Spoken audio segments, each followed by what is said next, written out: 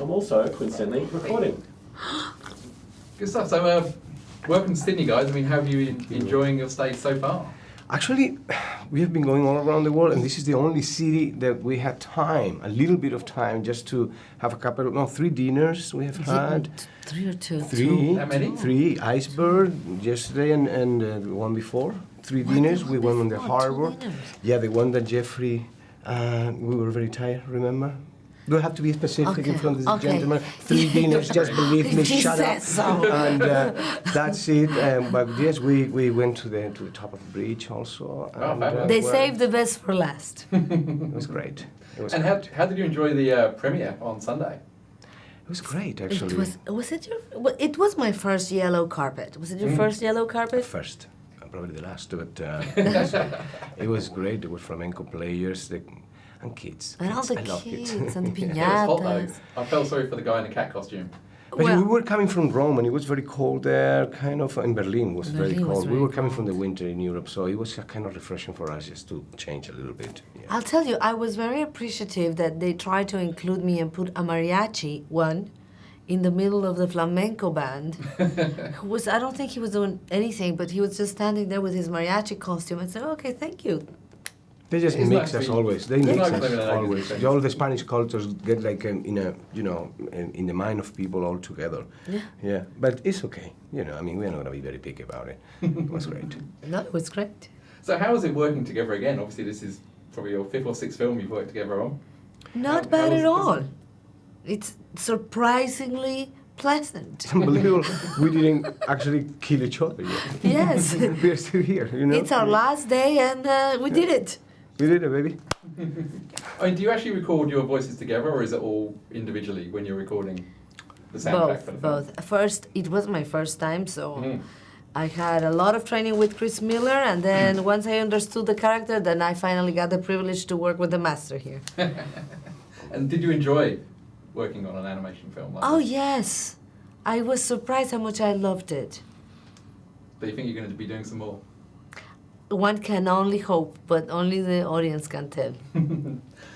So Antonio, obviously you're returning to the character of Puss. This is his 5th appearance. Right. And what is it about this character that keeps you coming back? Well, there's a number of things that I've been discovering about this character all through the years, but I just love all this epic, adventurist, romantic side of him. I love the fact that he can be eventually very mischievous, loves female cats, and all that stuff that goes around him. It's just, he got a flair that is very interesting. Very multicolored character. You can expect practically everything from him. I think that the first choice that we made just to provide him with a very thick voice, it was interesting, that contrast. I think we create comedy.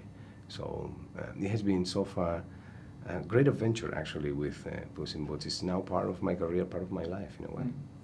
And how was Chris to work with as a director? Because you'd worked with him on the 3rd track. That's right. So how did he go as a director? He's brilliant. It's very important actually when you are doing a movie like this, that is much more complicated than the people think. Because voice goes first and they are changing the story. The story actually changes during the process. You have to know where you are. And he's very good at that, just to explain to you specifically where you are at this particular moment in the movie, because you can get lost. You do a session and then you disappear for a couple of months, and when you come back, the story may have changed slightly. So you have to know, and he's very good, very patient. He actually does all the voices for you, and he does very well. And then he got the capacity to, as I think we do, to laugh of ourselves and just to get into this process with optimism and trying just to be contagious in our sense of humor to everybody. So it's great. He's a brilliant storyteller, and I gotta tell you, he does a mean Antonio Banderas. He's so good at him. When he was saying the lines, sometimes it was very funny because after so many years of working together, he's a good imitator. So You could have taken a day off. He does You does can do her it. too. yeah, He put a he wig just on. does everyone. He put a wig on and started imitating her, and it's brilliant. And he's very, very funny. So it Yeah, was so he's a great guy. wonderful to work with him. And as actors, I mean, how much of yourself do you find you bringing to these animated characters? Because I guess to a certain extent they're predefined as what they look like, but you're bringing so much to them as voices. I think it's not all it's not what we actually bring. It's what they see They on steal. us. Yeah, what they steal actually from us is what they see, what your potential to bring to the character, and then they start pushing those buttons. That's how the process goes. She always say, you know, when she was invited to participate in the movie, that they didn't give her a script at the Nothing. beginning or nothing.